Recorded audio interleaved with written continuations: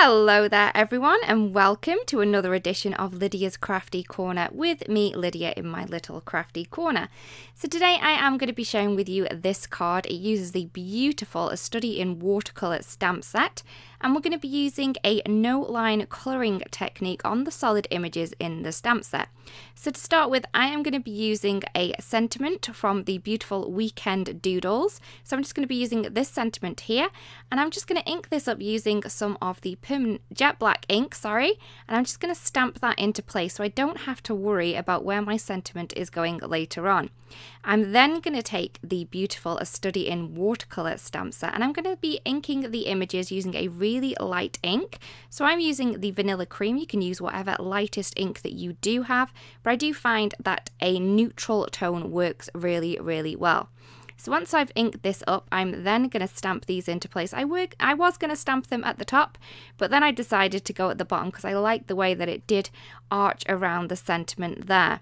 So I'm using a number of the beautiful images in the stamp set. They were all solid images, so I'm just going to stamp them using the same colour, which is the Vanilla Cream ink. So I'm just going to pop these into place, just finding where they look best. So it's kind of like a jigsaw, popping them into places. So I did end up using 4 of the images, and you can see that they do fit really, really well together, and I love the beautiful effect that we've got there. So you could just stamp this in a colour if you wanted to, but we're going to go a little bit further with this. So I'm going to be using the artist markers for this, and for the leaves I am going to be using the darker shade here and the stems, which is the Moss from marker set D. And as you can see, I'm just adding the little stem in using the beautiful brush nib on these markers, and then just a little bit of shadow at the base of the leaf. Once I have finished with the moss, I'm then going to move on to the olive, and I'm just going to go a little bit further into that little image that we have there. So this is a solid image, I'm colouring directly over it, and I'm going directly over the moss that I've popped down, and then a little bit further into the image, like I said. So once I have done with the olive, then I'm then going to take my bamboo marker, and I'm going to go over the whole of that solid image that we have there. So I'm just using this as you would normally colour in. So I'm not flicking this way, I'm just colouring the whole image, the whole solid image, in the beautiful lightest colour, which is the bamboo. So I'm just going to keep going with this technique, with the popping the stems down with the moss, then adding a little bit of darker shadow to the base of the leaves, then the olive, and then the bamboo. So I'm just going to keep going until I've got most of the leaves done.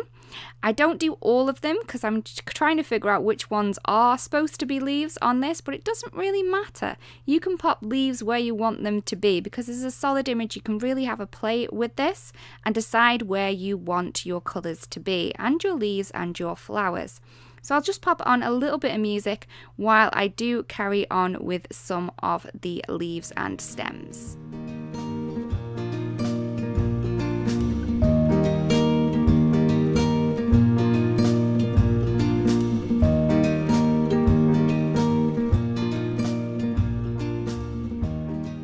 Now I have most of the leaves and stems done, I'm going to start on some of these little flowers. And I think they're supposed to be little flower buds, so I'm going to make them into flower buds rather than flower heads. So I am starting with my darkest colour, which is the beautiful emerald. I'm then going to move on to the beautiful, beautiful lagoon, one of my favourite colours. And then I'm going to be using the mountain mist and the volcano lake as well. So as you can see, I've added the darker shade where I think the petals will be. So at the base of them and where they cross over. Now, like I said before, because this is a solid image, you can really play around where you want them petals to be. There is no right or wrong in this at all. So all I'm going to do is I'm just going to keep going in. I'm going to add darker colour to where I think it's going to be, and then just pull the rest of the colour out with the lighter shades. So as you can see here, I'm kind of just playing around where I think these petals are going to be. I'm just going to add in the little lines where I think they are with the emerald marker. I'm then going to go in with the lagoon, then the volcano lake, and then I'm going to cover the whole image using the mountain mist.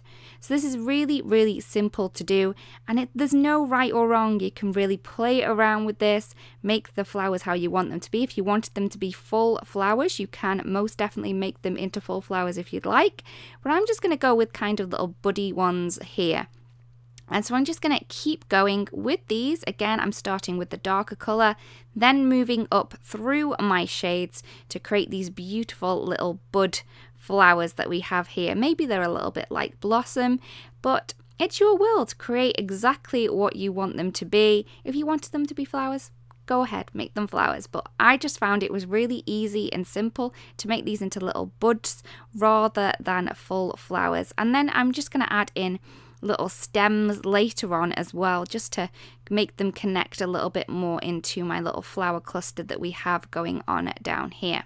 So as before, I'm just going to keep going with the darker shade up through the lighter one. I'll pop a little bit music on now so you can see this without me jabbering on too much.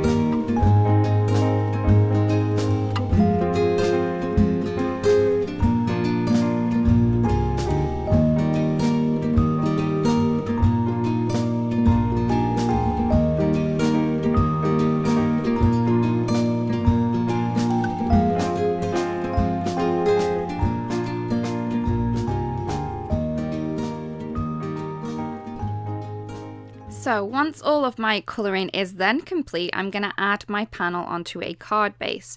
The reason why I didn't add it straight onto my card base, the colouring, was that the markers do go through.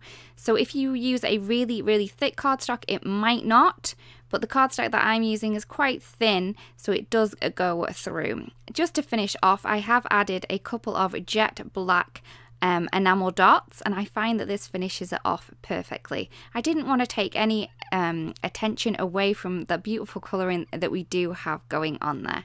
So I really do hope that you've enjoyed the video and that you like the technique of colouring onto some solid images to create a no line colouring technique. So again, thank you so much for watching, everyone. If you do want to watch any more videos, there's a couple more here that you can watch at your own leisure.